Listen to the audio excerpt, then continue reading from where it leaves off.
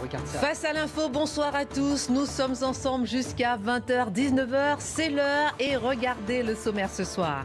Les consommateurs de drogue sont-ils les complices ou les victimes des trafiquants? Entre la légalisation à gauche et la répression à droite, comment peut-on venir à bout du fléau de la drogue? L'édito d'Éric Zemmour.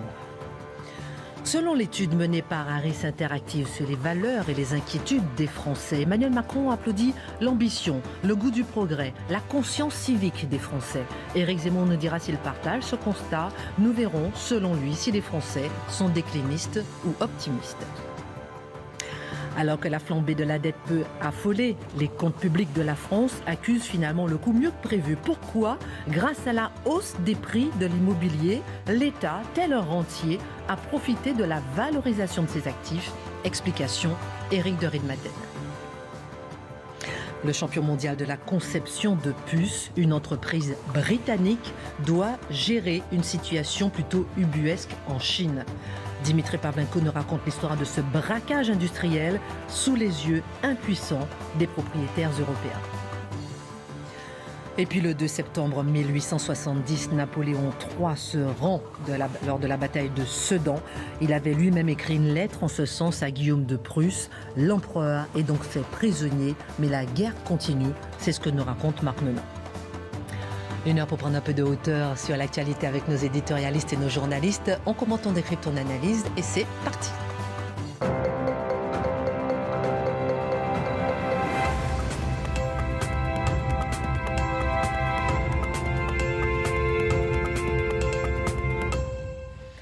Bonsoir à tous, bonsoir messieurs, ravi de vous retrouver. Un petit verre d'eau chacun, un petit café, un petit quelque chose pour se réveiller. Qu'est-ce qui vous arrive? C'est la fin de semaine. Vous avez remarqué depuis la rentrée, voilà, on a un verre d'eau. On est monté en grade. Avant les vacances, on avait pas de verre d'eau. Alors on vous dit pas quelle petite substance on a. C'est un petit café. Éric Zemmour, en parlant de substance, on va parler de Oui, oh joli. Il faut que tout le monde comprenne, dans notre pays, que les consommateurs de drogue sont des complices des trafiquants, a déclaré Emmanuel Macron hier lors de son déplacement à Marseille, alors qu'il se trouvait dans un commissariat de la ville. Éric Zemmour, faut-il considérer les consommateurs comme des victimes ou comme des complices? Et si ce sont des complices, pourquoi est-ce qu'on ouvre des salles de shoot et non pas des places de prison? Je dirais les deux, mon général. Ce sont à la fois des complices, puisque évidemment, s'il n'y a pas de demande, il n'y a pas d'offre, hein, c'est la loi économique de base. Mais ce sont aussi des victimes, puisqu'ils ont une addiction à ces substances-là. Donc ils sont aussi malades. Et en même temps, ils sont complices, car évidemment, il n'y aurait pas de fraudeurs, il n'y aurait pas de trafiquants s'il n'y avait pas de consommateurs. Je trouve que cette distinction, d'ailleurs, est un peu factice. En fait, on aurait deux manières d'aborder le sujet. On pourrait l'aborder, après tout, par l'histoire. C'est-à-dire, on pourrait dire, au début, les drogues, c'était quelque chose de très romantique.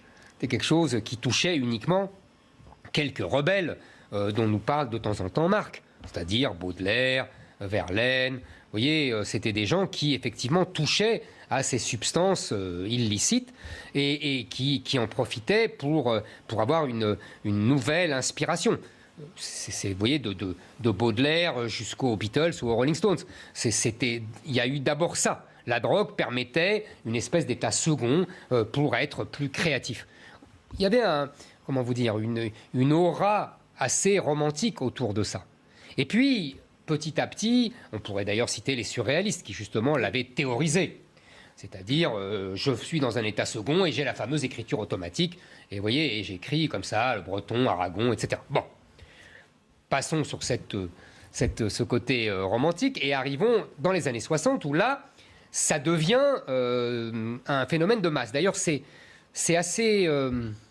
comment vous dire c'est une analyse qu'on pourrait refaire pour tous les phénomènes des années 60. C'est-à-dire, en gros, les années 60, c'est la massification de quelques comportements individuels des années 20 ou de la fin du 19e siècle. Vous voyez, là où il y avait un Baudelaire, un Breton, etc., il y aura des milliers de hippies, vous voyez, de gens qui se droguent, etc. Vous voyez, c'est un peu l'histoire du 20e siècle. Donc, évidemment, il y a les hippies, les gens qui se droguent, la découverte de la drogue, avec tous les groupes de rock dont j'ai parlé, avec aussi la fameuse French Connection.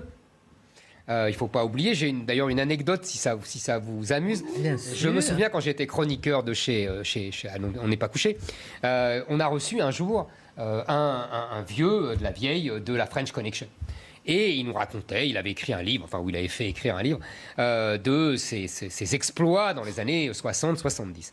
Et vous connaissez l'histoire, c'est-à-dire que la French Connection vendait la drogue aux Américains.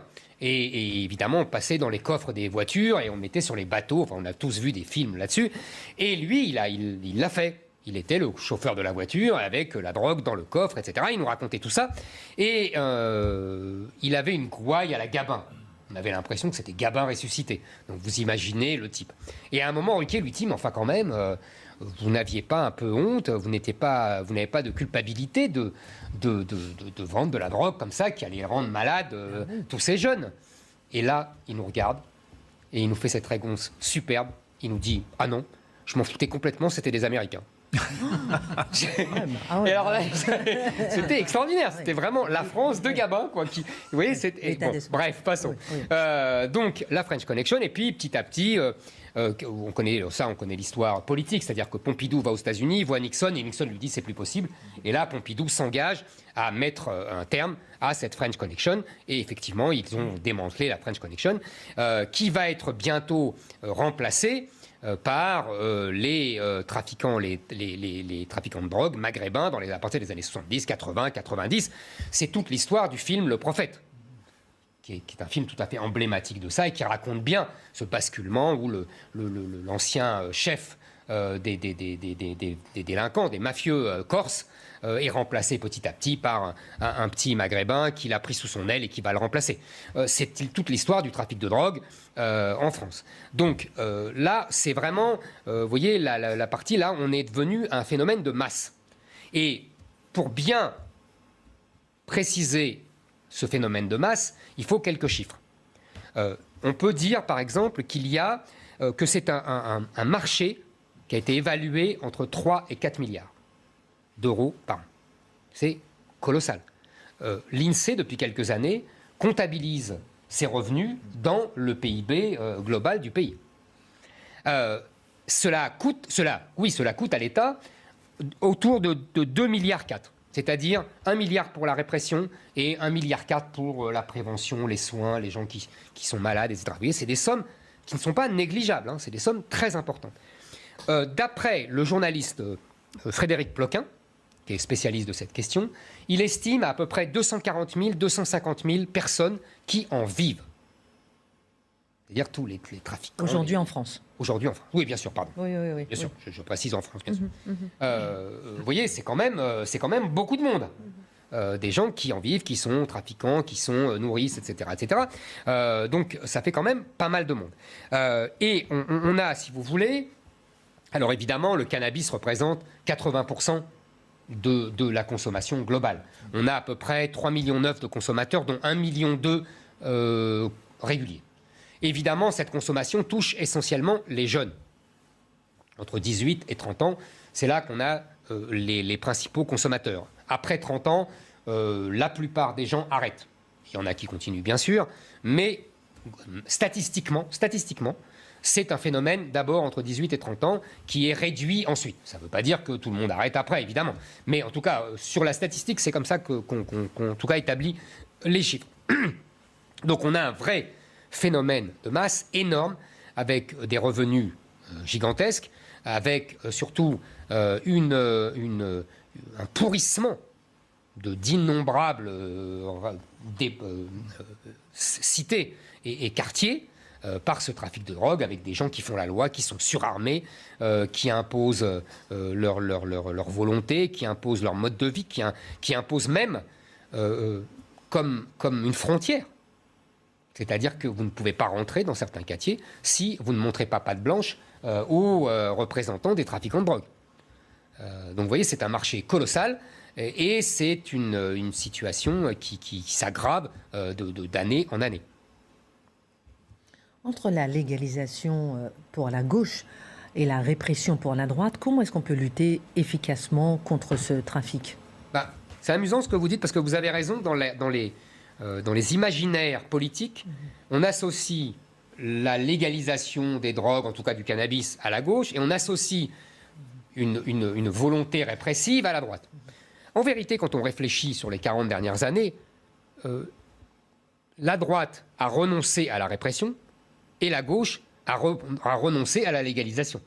Les gouvernements de gauche, je me souviens de la polémique autour de quand il y avait Jox, ministre de l'Intérieur, vous voyez, ça remonte aux années 88-89, a toujours refusé, en vérité, de légaliser le cannabis et évidemment les autres drogues. Mais de l'autre côté, la droite qui avait pris les premières mesures, on se souvient que c'est Pompidou, en 70, qui prend les premières mesures de sanctions contre les consommateurs. La droite a renoncé, en vérité, à son intention initiale. J'ai vu hier le film Bac Nord. Je ne sais pas si vous avez vu ce film, qui est impressionnant. D'abord, les acteurs font une performance extraordinaire, vraiment, et c'est d'un réalisme redoutable. Je comprends pourquoi, je n'avais pas compris, mais je me doutais, pourquoi la presse de gauche lui a taillé des croupières. Je comprends mieux, c'est vraiment, effectivement, c'est dur pour elle d'avaler ce genre de film. Mais on voit, si vous voulez, que la police a ordre, je dis bien a ordre, de ne pas réprimer le trafic de drogue.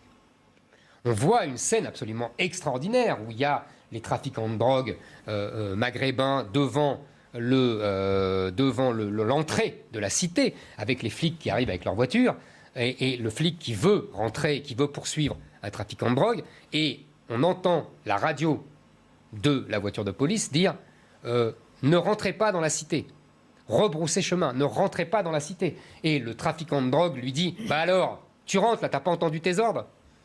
Donc il l'humilie. Enfin, c'est extraordinaire. Si vous voulez, c'est ça qu'on a fait. C'est-à-dire qu'on a donné ordre à la police de ne pas réprimer le trafic de drogue. Lorsqu'Emmanuel Macron, comme aujourd'hui, il annonce 200 policiers à Marseille. Et, vous savez, régulièrement, on a eu ça. On a Sarkozy qui a fait ça.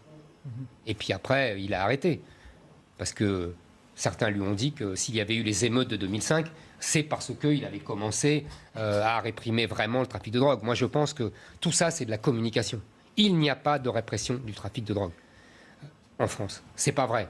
On laisse faire. On ne fait pas pression sur le pays pourvoyeur de cannabis, c'est-à-dire le Maroc. Vous savez, on a beaucoup parlé de l'Afghanistan. Oui. Non, donc je disais, il y a quand même une répression. On pourrait réprimer beaucoup plus sévèrement. On pourrait faire ce que je réclame depuis longtemps, c'est-à-dire étendre la déchéance de nationalité au trafic de drogue.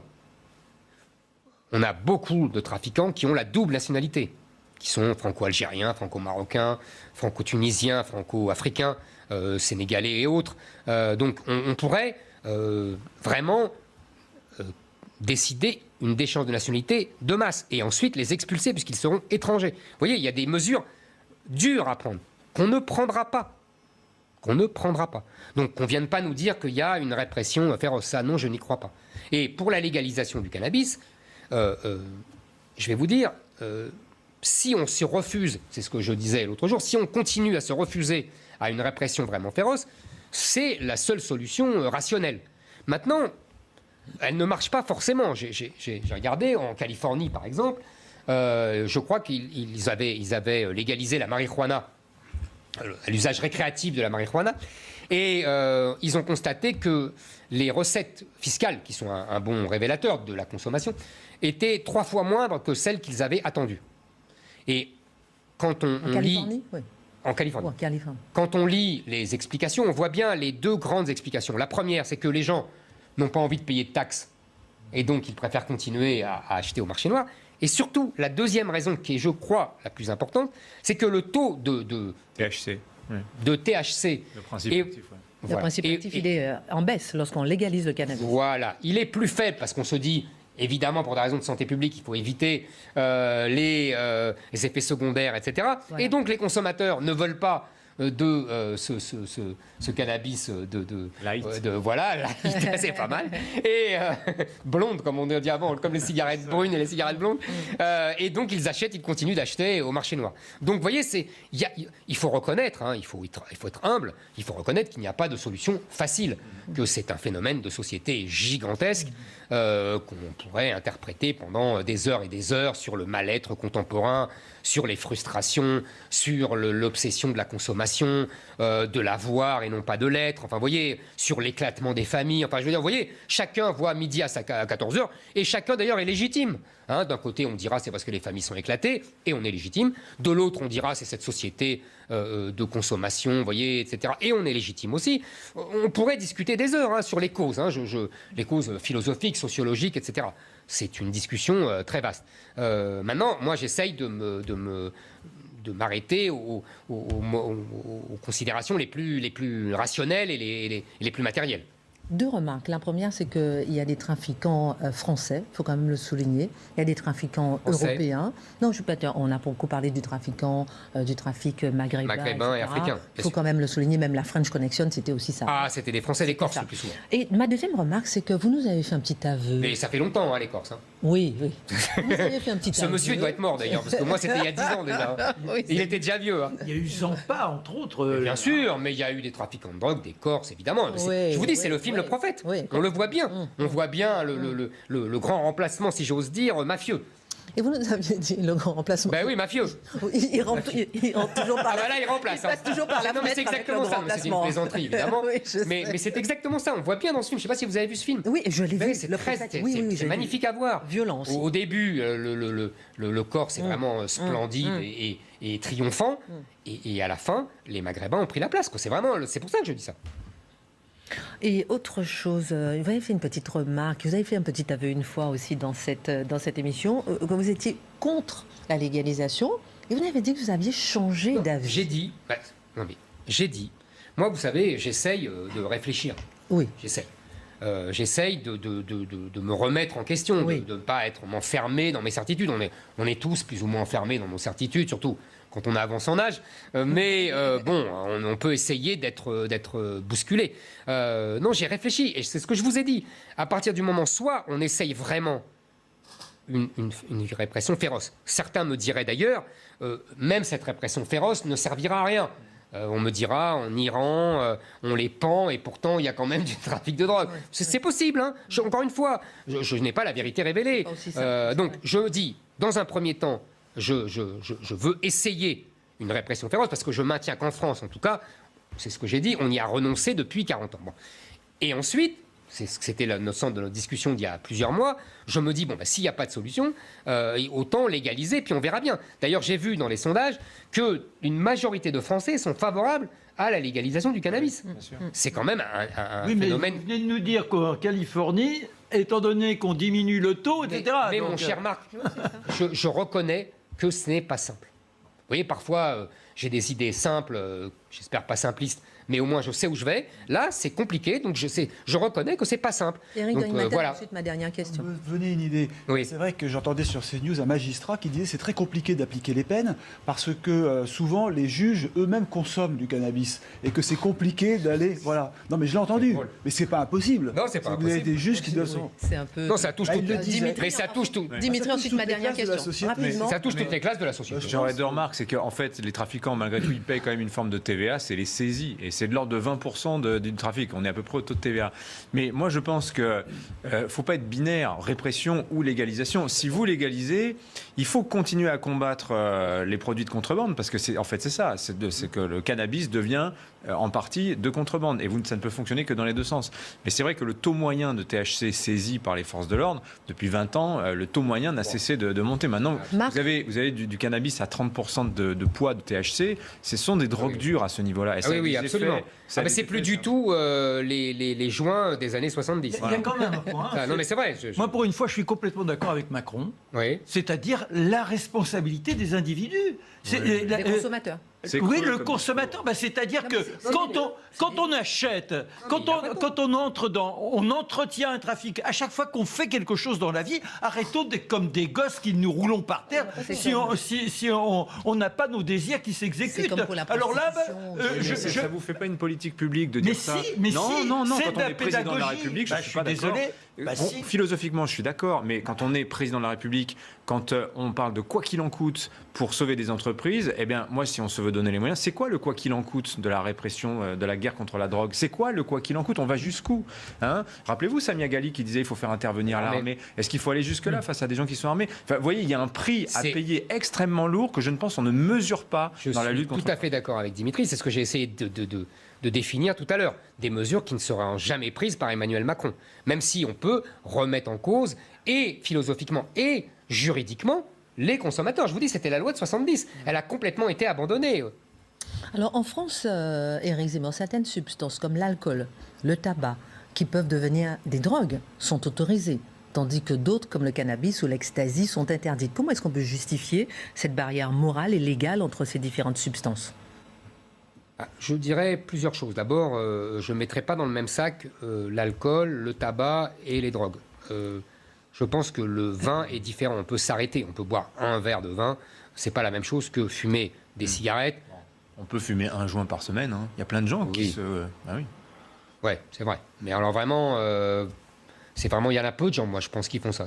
On laisse Éric Zemmour terminer son développement. Il me semble, je ne sais pas, je ne connais pas assez bien. Mais il me semble qu'il y avait une différence entre, d'un côté, le vin, et de l'autre, le tabac et le hashish et les drogues encore plus dures. Il me semble que le vin peut être consommé... Voilà. Tandis que je pense que le tabac et les drogues illicites sont tout de suite nuisibles. Encore une fois, je pense que c'est ça. Maintenant, en plus, il y a un côté culturel que j'assume. C'est-à-dire que le vin, c'est notre drogue, si j'ose dire. C'est notre art de vivre. En revanche, je serais... L'alcool à consommer avec modération. Ouais. En revanche, je ne serais pas du tout sur cette ligne pour le tabac. Je pense que le tabac est une plaie. Je pense que maintenant qu'on m'a expliqué que un gamin sur deux qui fume à 15 ans risque un cancer à 50 ans, je dois dire que là, je ne serais pas du tout dans le même état d'esprit que par rapport au vin. Le tabac est vraiment une plaie, une plaie de santé publique, et d'ailleurs qui prouve, pardonnez-moi cet écart de réflexion, c'est-à-dire que je prouve que la raison ne sert à rien. Je réfléchis depuis des années là-dessus, c'est-à-dire que tout le monde sait, quand j'étais petit, quand nos parents fumaient énormément, ils n'étaient pas sûrs que ça donnait le cancer, etc. Il y avait des études contradictoires, etc. D'ailleurs, ils fumaient beaucoup à l'époque. Aujourd'hui, tout le monde le sait. Et pourtant, on continue. Mais c'est la puissance de l'addiction. Et c'est l'insuffisance de la raison, je crois. Mais on a le même problème avec le sucre, Marc le dit souvent. Mais c'est vrai. Mais là, c'est la même chose. On peut manger un peu de sucre, c'est pas la même chose que fumer. Non, c'est le même engrenage de dépendance. Le sucre, vous mettez... Non, mais après, c'est là où on devrait tous faire des efforts. Et ça fait partie de l'éducation qui n'est pas abordée dans les écoles. Alors, vous allez me dire, les écoles n'ont pas à tout faire. Mais c'est de rappeler à tout à chacun que nous sommes des êtres qui ne vivons pas uniquement de nos fantaisies et de nos appels intérieurs, mais qu'on a des responsabilités par rapport à nous-mêmes et donc par rapport aux autres. Dernier mot, peut-être. Non, je suis d'accord avec ça. La vision globale, justement, sur cette lutte contre les drogues, pour terminer sur cet édito. Pour une vision globale, je vais vous dire. Je me réfère à l'histoire. Je pense que la drogue détruit des peuples, détruit des jeunesses, détruit des sociétés. Et qu'il y a une façon de détruire un adversaire en le droguant. C'est-à-dire que je pense que les gens les gens qui nous vendent de la drogue veulent nous détruire. Et on a vu dans le passé, la guerre de l'opium est célébrissime pour ça. Les Anglais ont obligé les Chinois à leur acheter de l'opium et à consommer de l'opium, à ne pas interdire l'opium pour pouvoir mieux asservir la Chine. Je pense qu'aujourd'hui, c'est pour ça que j'étais dur avec les pays qui nous vendent, qui produisent et qui vendent de la drogue. Je pense que ces gens-là veulent nous détruire et veulent détruire la jeunesse française avec de la drogue. Ça paraît comme ça fou, mais je pense qu'il y a là un vrai conflit et qu'il ne faut pas se cacher derrière son petit doigt, que c'est faire la guerre au peuple français et à la jeunesse française que de favoriser les ventes de drogue et la production de drogue en France. Dans votre deuxième édito, on parlera de cette étude menée par Harris. Alors là, pour reprendre votre mot, très intéressant. Très intéressant. Vraiment. Passionnante. Elle dit passionnante. Voilà. Et alors, elle est passionnante. Alors, on a envie de vous entendre là-dessus. Emmanuel Macron, il applaudit l'ambition. Vous retenez aussi les mêmes mots. Notre page économie, ensuite notre page internationale et notre page histoire. Économie tout d'abord. On va regarder ce que vaut la France avec vous, Éric de Rijnmaten, après la crise que nous venons de vivre, la crise sanitaire. Est-ce que le patrimoine français a perdu de la valeur? Il y a une étude passionnante qui révèle un peu la valeur du pays. Alors, est-ce que les chiffres sont bons et pourquoi? Alors, les chiffres auraient pu être pires, mais ils sont quand même pas bons.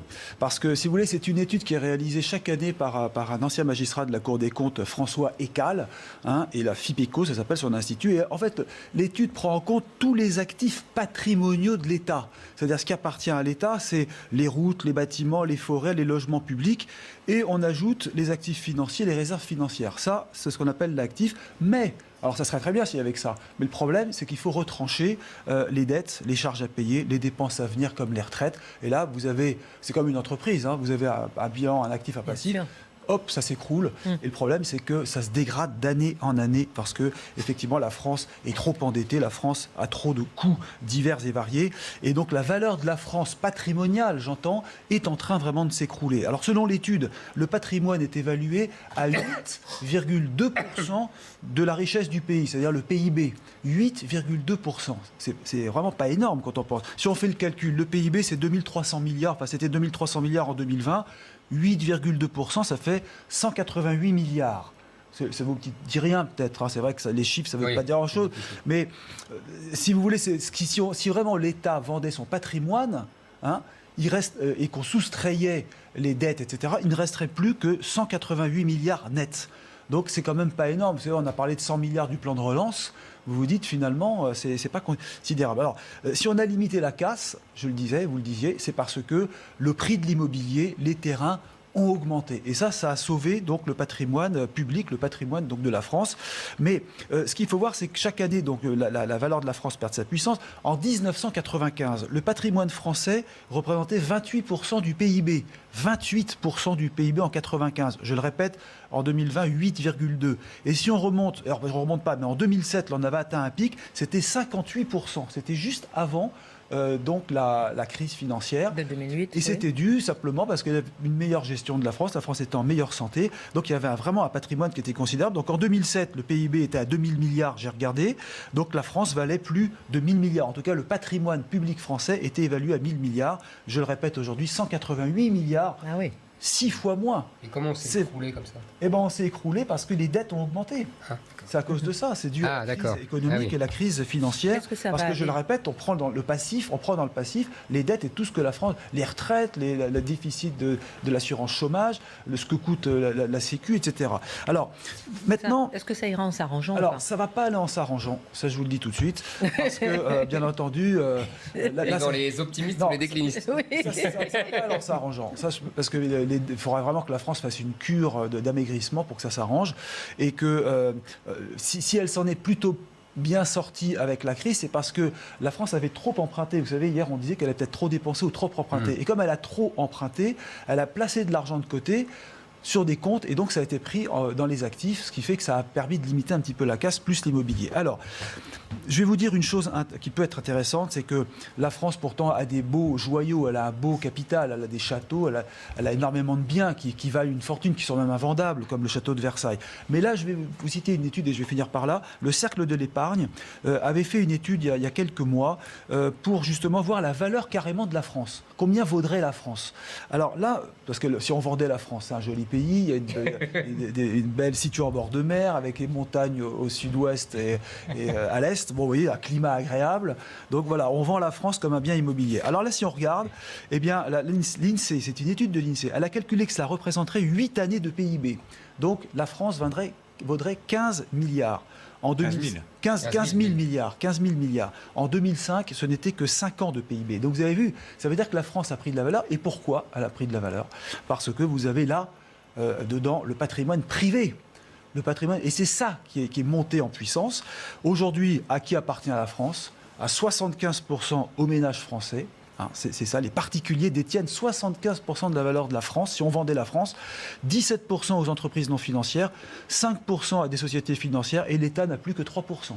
Voilà. Et la dette, dette, voyez, alors je vais finir par voilà, je vais finir par une chose, c'est qu'au moins la France est invendable, c'est une bonne chose. Elle restera, non mais elle est propriété des Français. C'est ça qui est important. Donc même si la France bradait tout son patrimoine, c'est quand même le particulier français qui possède le plus beau de la France, parce qu'il y a des appartements, des palais, enfin des choses privées, des forêts aussi, beaucoup. Effectivement. Voilà. Non, j'écoute, j'aime bien ces jeux de l'esprit. On dit si on vendait la France, et tout, c'est toujours amusant. Et en plus, c'est intéressant, mais c'est vrai que c'est compliqué de voir des chiffres comme ça. C'est très peu parlant, en fait. On sait pas exactement ce que ça vaut. Quand c'est des milliers de milliards, on est un peu perdu. Non, moi, je ne sais pas s'il faut se réjouir que si on vendait la France, aujourd'hui, ce serait 8 années de PIB plutôt que 5 il y a quelques années. Parce qu'en réalité, qu'est-ce que ça révèle ? Ça révèle tout simplement l'inflation des prix de l'immobilier. Ça révèle... Et c'est uniquement l'immobilier. C'est ce dont on parlait hier. C'est-à-dire que cet argent banque centrale qui finit en épargne et qui finit donc dans l'immobilier. L'appartement, fondamentalement, il fait toujours 90 mètres carrés. Il est toujours fait avec des parpaings. Qu'est-ce qui justifie que son prix soit passé de 500 000 à 1 million d'euros dans les rues de Paris en l'espace de 20 ans ? Et là, on a un problème majeur, c'est qu'aujourd'hui, vous avez une quantité de plus importante de Français qui ne peuvent plus accéder à la propriété. On a un sujet d'inégalité qui est absolument majeur et qui n'est pas traité par le gouvernement. C'est un autre sujet, ça, mon cher Dimitri, mais sujet très important. Merci beaucoup, Éric de Rijsbaeten. Notre petite page internationale, passionnante. Attention, accrochez-vous. Non, mais parce qu'on parle. Mais non, on tout ne peut plus employer le mot passionnant. Ça y est, vous l'avez. Vous avez aimé John Grisham, la firme. Non, mais les garçons, on parle tout le temps justement de braquage industriel par les Chinois. Voilà un exemple concret. Racontez-nous ce qui se passe. Alors, c'est l'affaire. Si vous voulez. Disons que c'est l'affaire dont tout le monde parle en ce moment dans l'industrie des semi-conducteurs. Donc, les semi-conducteurs, vous savez, ce sont les puces. Donc, que vous avez dans vos ordinateurs, vos téléphones, dans vos voitures. Vous savez il y a une pénurie actuellement, et c'est l'histoire d'une société britannique dont la filiale chinoise est en train de faire sécession. Alors. Je pense que tous les industriels qui aujourd'hui sont implantés en Chine, et Dieu sait qu'ils sont nombreux, dernier exemple en date Porsche, ça a beaucoup ému Eric Porsche qui annonce qu'il va construire ses voitures désormais en Chine, et bien tous les industriels qui partent là-bas pour les coûts de production, pour le réseau industriel, la proximité avec une main-d'œuvre qui est peu cher, mais qui est de moins en moins, qui est de moins en moins peu cher, devraient méditer cette histoire. Je vous ai raconté il y a 2 jours que vous savez que la Chine vise l'autosuffisance. Ils veulent développer leur propre marché et surtout combler les trous dans la raquette de leur industrie, parce que malgré tout, on les imagine tout puissants dans tous les domaines, c'est faux. Et sur les semi-conducteurs, là, ils ont une vraie faiblesse.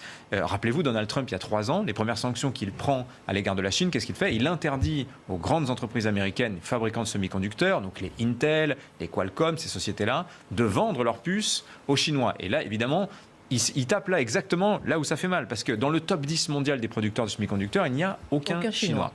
Alors, face à cela, que peut faire la Chine ? Si elle se lance dans un plan de développement industriel, ça va lui prendre des années et des années. Donc elle le fait, elle investit.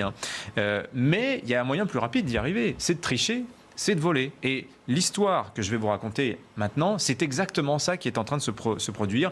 La victime, c'est le géant britannique ARM. Alors ARM, on ne connaît pas forcément, c'est pas très grand public, mais c'est une entreprise qui est extrêmement stratégique. Alors, ce ne sont pas des fondeurs, c'est-à-dire qu'ils ne fabriquent pas réellement des puces, ce sont des architectes.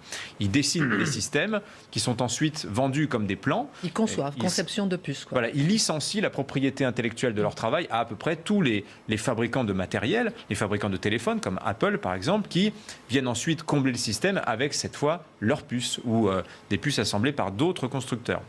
Donc vous voyez l'idée que ce sont vraiment des architectes. Tout le monde ou presque achète leur plan. Il y a du ARM dans tous vos smartphones, quelle que soit la marque, que ce soit Android ou que ce soit Apple, dans les téléviseurs, dans les supercalculateurs, dans les tablettes, les serveurs informatiques, etc. etc. ARM, c'est vraiment une pépite au sommet d'une industrie de pointe qui pèse 500 milliards de dollars par an quand même, cette industrie des semi-conducteurs. Et c'est l'une des rares entreprises technologique européenne. C'est ça qui est intéressant. Britannique, certes, mais européen malgré tout géographiquement. 2 dimensions mondiales. Cette entreprise, elle est extrêmement convoitée. D'ailleurs, l'américain Nvidia tente depuis 1 an de la racheter. Alors ça émeut la planète entière. C'est très compliqué, mais c'est pour vous situer ce qu'est aujourd'hui ARM. Et elle est leader mondial. Alors, qu'est-ce qui leur arrive en Chine ?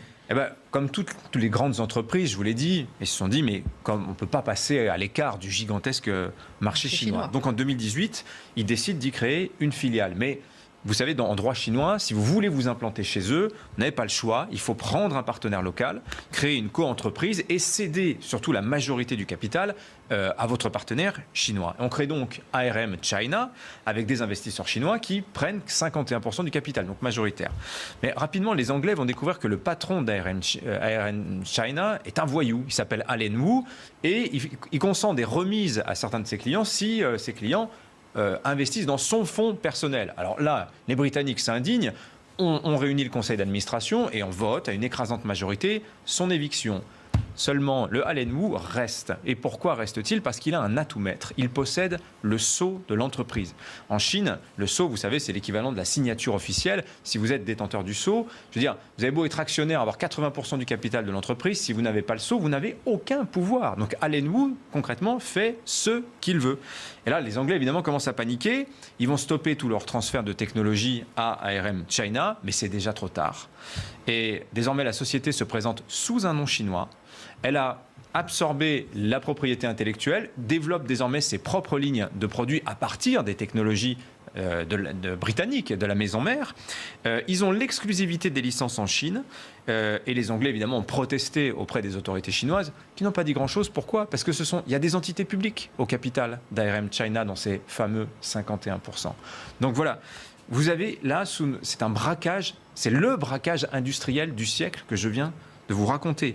Alors, il y a des histoires de filiales rebelles qui font sécession dans l'histoire du capitalisme. Il y en a plein. On en a eu en France, là, avec Arkea, Crédit Mutuel, par exemple. Mais là, celle-ci, vous avez bien compris qu'il y a une dimension politique, il y a une dimension stratégique qui est inédite et que, je vous le redis, tous les industriels qui vont en Chine devraient sérieusement méditer. Et j'ai vu que des vigiles ont été embauchés pour empêcher des représentants d'ARM d'accéder au bâtiment de sa filiale chinoise. Les mails des sièges sont filtrés. Les cadres recrutés depuis le Royaume-Uni ont été virés. C'est incroyable, Éric Zemmour. Lénine disait « Les capitalistes nous vendront la corde avec laquelle on les pendra ». C'est simple. Les Chinois ont bien retenu la leçon et les Anglais ont fait exactement comme avait dit Lénine. Et on continue à avoir les mêmes relations avec eux, donc à encourager le système. Évidemment. Et on continue à délocaliser chez eux. Alors les Chinois ont ouvert un peu, parce qu'il y avait beaucoup de protestations sur ce système dont je vous parlais, notamment du sceau, et ils ont lâché un peu de l'Est, mais bon, pour ARM, c'est trop tard. Merci beaucoup Dimitri pour cette histoire, page histoire maintenant avec vous, mon cher Marc, puisque le 2 septembre... Est-ce que c'est passionnant? Pas vraiment, non, pas vraiment. Mais dites-lui. Non, c'est pas passionnant parce que Napoléon III, il se rend à Guillaume de Prusse ce 2 septembre 1870. Je ne sais pas si c'est passionnant. C'est la bataille de Sedan. Il se rend, c'est triste. C'est triste et en plus, après, on va perdre l'Alsace et la Moselle par rapport à tout ça. Non, c'est pas passionnant. Si, d'abord parce que l'histoire commence par un faux. Alors, il n'est pas chinois, c'est le faux de Bismarck. Bismarck a fait croire que l'ambassadeur de France se présentant devant le roi de Prusse avait été humilié et il y a un compte rendu. Paf, il fait un faux, ça arrive en France, on tombe dans le piège et là, mais c'est pas possible que l'on nous traite comme ça. Il est vrai que Napoléon III, depuis un certain temps, voyait une possibilité, une opportunité de guerre. Il est aussi titillé derrière par Eugénie, l'impératrice, qui l'a déjà encouragé à aller au Mexique où on s'est fourvoyé. Bref, pourquoi ? Eh bien parce que l'Autriche est en train d'être absorbée par la Prusse et le rêve de Bismarck, c'est de créer la Grande Allemagne, telle qu'on l'a vue ensuite. Et nous, au milieu de tout ça, on tente de jongler. Bref, il y a un homme, ce Napoléon III, qui a réussi à transformer Paris, qui a un bilan positif dans certains domaines. Il est rongé par la maladie depuis quelques années. Il a des calculs. Et cet homme, avec les produits qu'on lui donne, qui sont de véritables drogues, a du mal à être dans la cohérence de l'esprit. Pour autant, il prend la décision de proposer au Parlement d'entrer en guerre. Il s'est laissé, là aussi, berner par les comptes rendus qu'on lui adressait d'une puissance militaire extraordinaire. Devant nous, ils ne pourront que plier. Et l'Assemblée, vote à l'énorme majorité l'entrée en guerre. À ce moment-là, il prend un peu peur. Il dit, mais tentons quand même une dernière conciliation. Il essaie de contacter le roi de Prusse. À la fin, ça échoue. Et par conséquent, la guerre est déclarée. Grande réception à l'Élysée, la foule est en liesse, on hurle partout, vive la France, nous allons écraser les Prussiens. Et à l'Élysée, une grande soirée où les uns sont là, comme si c'était un bal masqué avec les grands costumes. C'est étonnant et malheureusement, cet empereur rongé par la maladie qui est là dans son coin et soudain, un premier affront, mais qui vient de chez lui, puisqu'en l'occurrence, c'est la garde nationale qui entame la Marseillaise. La Marseillaise, ce chant interdit. Et ils sont tous debout, lui reste assis. Et là, ce n'est pas la maladie qui le cloue, mais bien évidemment l'offense qui lui est faite. Il décide de partir avec son jeune garçon, 14 ans, le petit Louis. Ben oui, c'est un instant tellement important pour l'avenir de l'Empire qu'il faut que son garçon, qui est le successeur, soit là, le symbole de l'avenir. On part vers l'embarcadère de Strasbourg, c'est-à-dire la gare de l'Est d'aujourd'hui, et le train spécial, c'est un train, là encore, comme si on se rendait dans une grande manifestation d'honneur. Quand il aboutit à Metz, il découvre quoi? C'était l'armée qui est déjà en débandade, on manque de tout, on n'a pas de tente, on n'a pas assez de munitions, on n'a pas de nourriture, et les généraux qui sont là, qui se plaignent, et lui qui est dans la douleur. Cet homme est fauché, il a du mal à raisonner. 2 généraux sont chargés de coordonner l'ensemble, Bazaine et puis MacMahon. Je n'ai pas le temps de tout vous raconter, mais sachez que pendant un mois, on avance, on recule, Bazaine prend une position, MacMahon en prend une autre, et l'empereur est là, là encore, comme s'il était dans sa toute puissance, avec devant sa calèche, vous avez les guides avec les grands chapeaux, les perruques, des valets, les cuisiniers, sans garde autour de lui, son petit gamin à côté. Et quand il passe, de plus en plus, il est hué par ces foules, par ces soldats, jusqu'au moment où on lui crie qu'il est l'empereur bagage, car il est un poids pour l'armée quand il sillonne sur les routes entre 2 mouvements de troupes. Il a des instants suicidaires.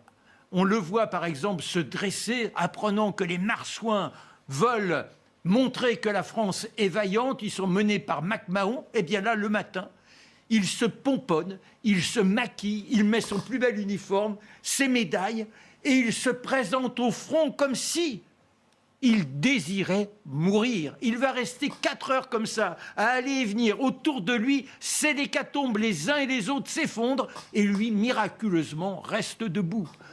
Derrière, il envoie des messages à Eugénie en disant « Nous allons nous rendre, je rentre à Paris. » Parce que c'est elle qui est devenue la régente. Elle dit « Il n'est pas question que tu reviennes, ça serait la révolution. Tu restes, tu passes, tu dois mourir s'il le faut. » Il renvoie son gamin. Non mais c'est extraordinaire. Il renvoie son gamin et puis malheureusement, il comprend que c'est une véritable boucherie. Il faut prendre une décision. Il demande à ce que l'on hisse le drapeau blanc.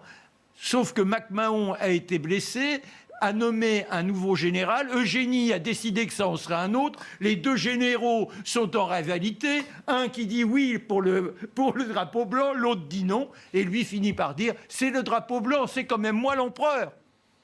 Il se présente donc, espérant rencontrer le roi de Prusse, mais sur le chemin, Bismarck le fait arrêter. Et c'est dans une bicoque, en quelque sorte, qu'il lui demande de se rendre et de signer la paix.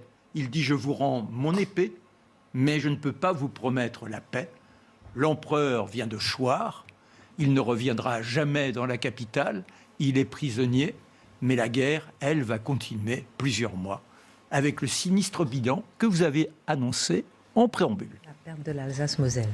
C'est une date qu'on a oubliée aujourd'hui, alors que ce fut une date absolument essentielle.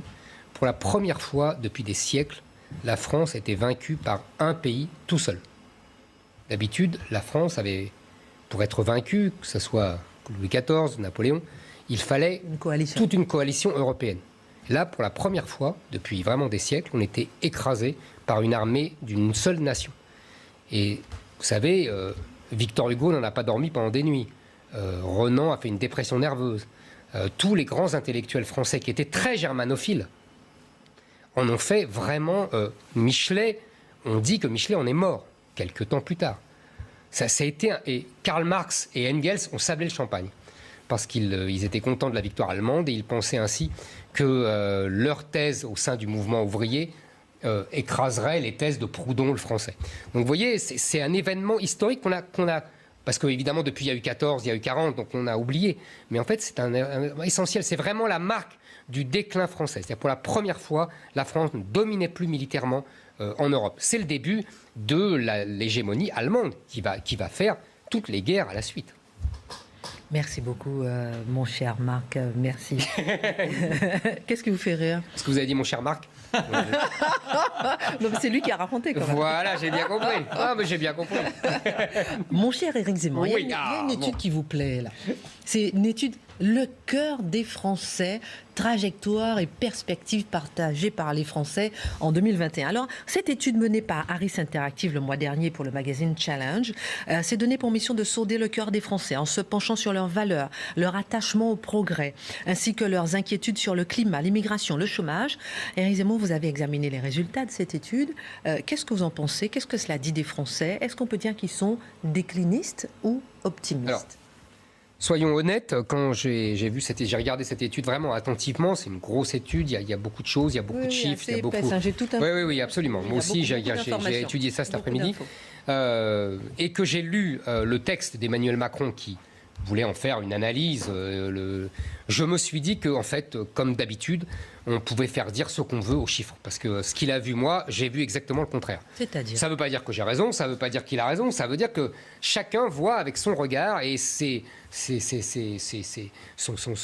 volonté, et puis son souci d'analyse en fonction de ses propres obsessions, ses propres réflexions, ses propres intérêts aussi, après tout. Donc ça, c'est une première chose. Moi, j'ai pas vu un optimisme débordant. Si vous voulez, en gros, les Français sont très inquiets. J'ai vu une grande inquiétude. Les Français sont inquiets pour des tas de choses. Chômage, délocalisation, écroulement du niveau de l'école. Maintenant, tout le monde a compris. C'est au moins... c'est clair. Évidemment, tout le triptyque immigration, délinquance, islam. Des gros chiffres, en particulier chez les plus de 50 ans. Beaucoup moins dans les jeunes. On en parlera tout à l'heure. Vous voyez, il y a des grands... Et le climat, très important. Souvent en tête des préoccupations et des craintes. Vous voyez, voilà. Il y a un ensemble de grandes peurs. Vous vous souvenez, j'avais fait une fois un édito sur les 4 grandes peurs. Le grand remplacement, le grand réchauffement, le grand déclassement. J'avais repris ça à un jeune normalien brillant, Oliven, le fils de Denis Oliven, qui avait fait un papier comme ça dans le Figaro. Et on voit bien qu'il avait raison. On voit bien que les craintes sont là. Bon. Deuxièmement, alors c'est là où je m'éloigne d'Emmanuel Macron, vraiment, je ne sais même pas comment il a pu écrire ça, c'est-à-dire que, pour moi, cette étude est exactement la preuve que la France reste la France et qu'elle est hostile aux valeurs véhiculées par la modernité macronienne. Je m'explique.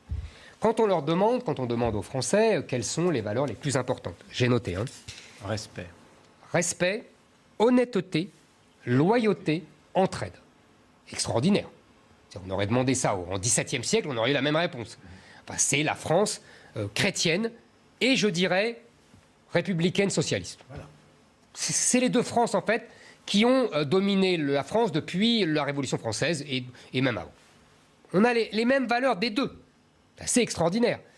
On n'a pas du tout, et quand on leur demande l'ambition personnelle, c'est un chiffre ridicule. Quand on leur demande de créer une entreprise, alors c'est un chiffre ridicule. Et je lisais le texte de Macron, ça m'amusait beaucoup, parce qu'il dit les Français ont préféré, j'ai noté là aussi, parce que c'était quand même intéressant, les Français ont préféré l'individu, ils ont préféré la conscience civique contre l'épanouissement de l'individu et le goût des autres contre l'accomplissement personnel. J'avais envie de lui dire, bah oui mon brave, eh ben, c'est exactement le contraire de ce que tu as défendu dans ta campagne de 2017. C'est-à-dire que les Français sont restés français et qui n'ont pas du tout envie d'adopter les valeurs portées par la mondialisation depuis 30 ans, qui est le risque, l'ambition personnelle, le gain, vous voyez, l'individualisme, roi. Non, les Français détestent tout ça. C'est exactement ce qu'a porté Emmanuel Macron et ce qu'il a fait gagner parce qu'il avait une sociologie de gens qui étaient favorables. Donc vous voyez, ça c'est vraiment une chose qui m'a frappé. Maintenant, il y a une autre chose assez intéressante qui est, on leur demande... qu'est-ce que, si vous voulez, qu'est-ce qu'ils défendent comme valeur? Alors Macron dit, si j'ai bien compris, il a 3 termes. Lui, il dit, il a vu le goût du progrès, l'ambition et la conscience civique. La conscience civique, je suis d'accord. Mais l'ambition, je viens de vous dire exactement le contraire. Moi-même, ça m'a frappé. L'important, c'est de vivre avec ses amis, c'est de vivre avec sa famille. Vous voyez, les valeurs premières, c'est la famille et le travail. Je ne dis pas travail, famille, patrie, mais il n'empêche que vous voyez les sondages, plaisanterie mise à part, c'est la famille d'abord, le travail ensuite. Les gens sont très fiers de leur travail. Ils disent même que s'ils ne gagnaient, ils n'étaient pas obligés de travailler pour vivre, ils travailleraient quand même. Oui, c'est pas du tout la vision du français feignant qu'on aime vous voyez, à répandre dans du travail. Exactement. Mais vraiment, je taquine bien sûr sur travail, famille, patrie, mais c'est vraiment le travail et la famille. Et quand on leur demande après, si vous voulez, en quoi, qu'est-ce qui les inquiète, etc. Alors là, ça devient très intéressant parce qu'on voit bien les grands thèmes. Je vous ai dit le climat. Vraiment, c'est vraiment important. 90%. Exactement. Vraiment. Il n'y a rien à dire. Non, mais vous voyez, Et, je dirais, le triptyque que j'ai donné tout à l'heure, c'est-à-dire insécurité, délinquance, immigration, islam. Et ça, c'est des chiffres énormes, en particulier pour les plus de 50 ans. On a des chiffres de 70%, de 80%. On le demande aux gens, est-ce que si la France avait une majorité musulmane, est-ce que la France perdrait son identité? Les gens répondent à 72% oui. Il y a un autre chiffre intéressant. On leur demande, est-ce que la religion est importante pour vous? Moyenne nationale, 5%. Donc ridicule. Moyenne chez les musulmans, 46%. Et en particulier chez les jeunes. Chez les jeunes. Après, on demande à chaque communauté, est-ce que les autres respectent la laïcité? En gros, quand on demande est-ce que les juifs respectent la laïcité, 90% des gens disent oui. Est-ce que les catholiques respectent? 90% disent oui. Les protestants, pareil. Les musulmans, tous les autres disent non. Majoritairement. Seuls les musulmans disent oui. C'est très intéressant sur ce décalage, vraiment de vision. Vous voyez, on leur demande aussi, est-ce que les lois religieuses sont supérieures pour vous aux lois de la République? Et là, on a des chiffres formidables que j'ai notés, voilà. Chez les catholiques, on a 8% qui disent que les lois religieuses sont supérieures aux lois de la République. Soyons précis, chez les catholiques pratiquants réguliers, donc vraiment les plus catholiques, là, le chiffre monte à 35%. Mais j'imagine que le 8%, c'est parce qu'il y a très peu de catholiques pratiquants réguliers. Mais ça monte quand même à 35%. Chez les musulmans, on a des chiffres qui n'ont plus rien à voir, qui montent à 44%. Et chez les musulmans pratiquants réguliers, 66% estiment que la charia est supérieure aux lois de la République. Donc c'est vous dire. Et on a, si vous voulez, c'est très intéressant parce que l'âge est déterminant. C'est-à-dire que les musulmans âgés réagissent beaucoup plus comme les Français, le reste des Français, sur la laïcité, sur la supériorité de la loi de la République, etc. Et en revanche, les jeunes musulmans sont massivement mais on l'avait déjà vu dans d'autres études, ils estiment massivement que la charia est supérieure aux lois de la République. Et ce qu'on voit, c'est que chez les jeunes, le reste des jeunes français, il y a une espèce de contamination, c'est-à-dire que pour eux, la laïcité est beaucoup moins importante, qu'il n'y a pas de danger de l'islam. Vous voyez, il y a manifestement un effet générationnel très, très intéressant et très révélateur sur l'époque. Vous voyez, sur les rapports de force démographiques. Parce qu'évidemment, les études montrent, si vous voulez, partent à partir de chiffres. Et donc, quand il y a une évolution démographique, ça change les réponses. Mais en tout cas, si vous voulez... Alors, donc on a... alors, allez-y, j'imagine que vous devez je vous avais c'était sur ma deuxième question. Je vais vous demander, lorsque lui, le président de la République, il salue la lucidité du peuple français, il dit justement avec ses valeurs phares, ambition, goût du progrès et conscience civique. Voilà, ambition, goût du progrès, conscience civique. Voilà, vous partagez surtout conscience civique. Surtout conscience civique. Alors c'est vrai que les Français répondent, est-ce que vous croyez au progrès ? Ils répondent massivement oui. Mais quand on voit le détail, en fait, ils répondent au progrès scientifique. C'est-à-dire, les vaccins, la médecine, la santé, le progrès de la science. Et donc, tout le monde est pour le progrès. Mais oui, c'est ce que j'allais dire. Le progrès nous a complètement... Pas tous. Non, pas tous. Il y en a qui se méfient du progrès. Ouais. Mais là, les chiffres sont importants. Oui, non, mais c'est vrai. Les chiffres sont importants. En fait, il y a un décalage, d'après moi, mais encore une fois, c'est mon regard, et je suis tout à fait prêt à confronter le regard des autres, parce que je vous dis, quand j'ai lu le Macron, j'ai bien compris qu'on ne voyait pas les mêmes choses. Moi, j'ai vu dans le regard de Macron la volonté de celui-ci de ne pas sortir de son logiciel économique. C'est très intéressant. C'est-à-dire qu'il voit bien les sujets. Il voit bien les sujets d'inquiétude. Entre parenthèses, quand on demande aux gens quel est leur sentiment le plus fort, il y a plus de 50% où c'est l'inquiétude. Il y a 35% où c'est 34% où c'est la colère. Et l'enthousiasme, c'est 12%. Vous voyez, on voit bien ces différents de chiffres qui quand même dénotent un état d'esprit, quand même, hein, une angoisse existentielle. Maintenant, pour revenir à Macron, je pense qu'il y a son discours économique. Il ne veut pas sortir de son discours économique, même s'il voit qu'il y a effectivement des peurs. D'un côté le climat, en gros, d'un côté le climat, de l'autre côté immigration et islam. C'est les deux grandes masses de peurs. Il y a chômage aussi quand même. C'est ce que j'allais dire. Il y a chômage lié aux délocalisations. C'est très intéressant. Là aussi, vous avez tout à fait raison de signaler ça. Il y a aussi un fait qui est que, là aussi c'est hostile à l'imaginaire macronien, les gens veulent réguler la mondialisation. Vous voyez, c'est très visible. Je crois qu'on est à 9 sur 10, si je ne dis pas de bêtises. Voilà. 7 sur 10 estiment qu'il est possible de réguler la mondialisation. 9 sur 10 de relocaliser les industries en France. Là, je pense qu'ils se trompent. Ils sont très optimistes, on est d'accord. Donc, vous voyez, et donc, je vois bien qu'il y a la volonté d'imposer coûte que coûte, de la part d'Emmanuel Macron, une querelle autour de l'économie, comme on a fait depuis 40 ans. Et qui ne veut pas, c'est volontaire, je pense que c'est vraiment idéologique, parce qu'il sait qu'il sera beaucoup moins fort sur ces deux thèmes-là, il ne veut pas rentrer dans les querelles qui, pour moi, sont essentielles, c'est-à-dire d'un côté la querelle climatique, de l'autre la querelle identitaire. Et on voit bien qu'il ne veut pas rentrer dans cette bataille-là. Et donc, quand vous lisez son texte, il tire cette étude vers l'économie et vers son grand projet, etc.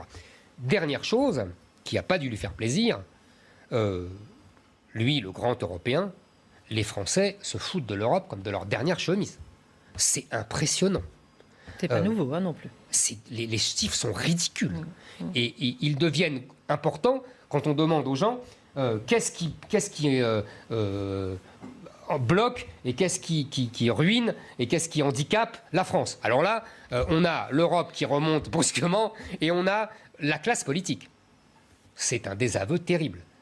Les chefs d'entreprise, très marrant d'ailleurs pour ce vieux pays catholique, socialiste, les chefs d'entreprise en revanche ont la cote. Et il y a plus de la moitié des gens qui disent qu'ils font bien leur boulot, qu'ils peuvent améliorer la situation, etc. Mais alors, l'Europe et les politiques, c'est une catastrophe. Donc vous voyez, c'est une vision, je pense que là, on a une photographie de la France qui est assez intéressante. Mais manifestement, Emmanuel Macron et moi, on n'a pas vu du tout les mêmes choses. Pour essayer de comprendre, après je vous donne la parole Dimitri, pour essayer de comprendre, est-ce que Emmanuel Macron n'est pas dans une volonté de l'autruche, c'est ce que vous expliquez, mais une volonté d'apaisement en faisant l'autruche, peut-être apaiser, ne pas justement jeter de l'huile sur le feu, ou pour expliquer justement son regard? C'est-à-dire que lui vous dirait ça. Il vous dirait évidemment qu'il ne veut pas fracturer une société qu'il est déjà beaucoup.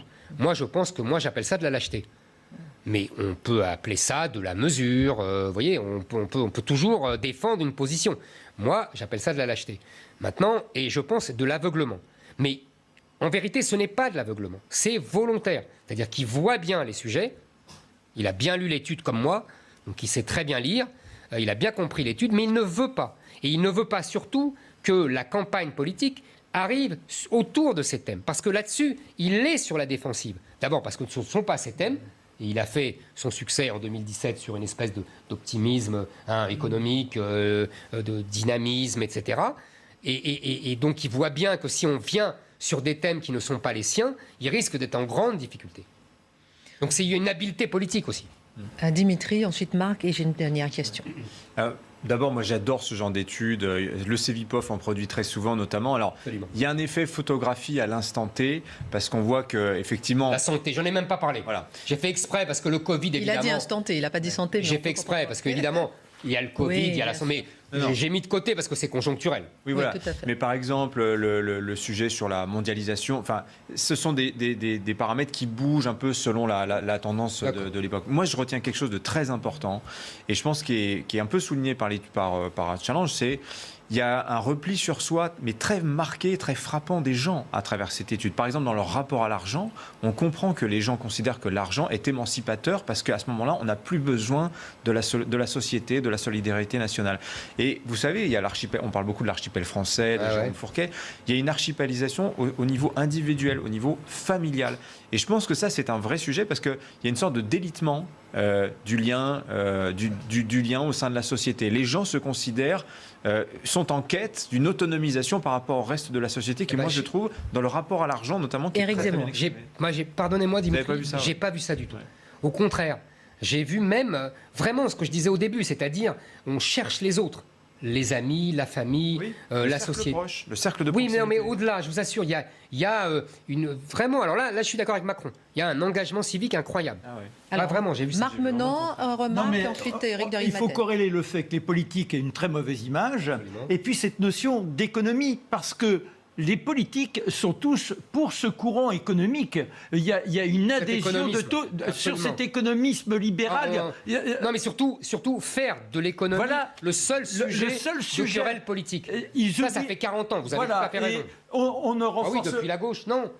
Avec le général de Gaulle, il y avait un côté quand même, il parlait des institutions, il parlait de la grandeur de la France, on se déchirait autour de la politique étrangère. Vous voyez, là aujourd'hui, depuis 40 ans, depuis Mitterrand, on ne se déchire qu'autour de l'économie. Éric de Rijmaten. Et le social. Sur l'environnement, difficile d'être trop tranché, c'est impossible. Et je pense qu'Emmanuel Macron a quand même eu le mérite d'essayer de sauver l'énergie nucléaire. Après avoir fermé Fessenheim. Non mais bon, c'est pas lui, c'était François Hollande. Mais il aurait très bien pu l'arrêter. Et deuxièmement, si vous saviez l'attitude des patrons aujourd'hui, il suffit d'écouter Roux de Bézieux, concernant justement la montée en puissance des règles, des normes en faveur de l'environnement, c'est dramatique. Je lisais une interview de Roux de Bézieux qui disait qu'est-ce qu'on va faire ? Toutes nos industries vont être obsolètes, il va falloir tout changer. C'est très bien l'environnement, on est tous pour. Moi, je suis d'accord avec vous. Comment voulez-vous suivre? Mais ne dites pas que Macron a fait quelque chose pour le nucléaire. La seule décision qu'il ait prise, c'est de fermer Fessenheim. Ce sera peut-être le sauveur de l'énergie. Ah ouais, moi j'ai pas vu. On verra, mais je pense quand même. Alors, Éric Zemmour, au regard de tout ça, de tout ce qui est ressorti, quelles devraient être selon vous les 3 valeurs phares du peuple français aujourd'hui? Ah oui, alors Macron dit... Lui, il dit ambition, goût du progrès, conscience civique. Moi, je dirais liberté. Liberté de penser, liberté de parler, toutes ces libertés qui nous sont vraiment chichement maintenant mesurées. Transmission de l'histoire, du savoir, de la langue, vous voyez, vraiment de l'esprit français. Et justice. Justice sociale et justice contre les délinquants pour la sécurité des gens. Merci beaucoup Éric Zemmour, merci à tous pour cette émission. Excellente suite de programme sur CNews. Tout de suite, Pascal Praud pour l'heure des Pro 2.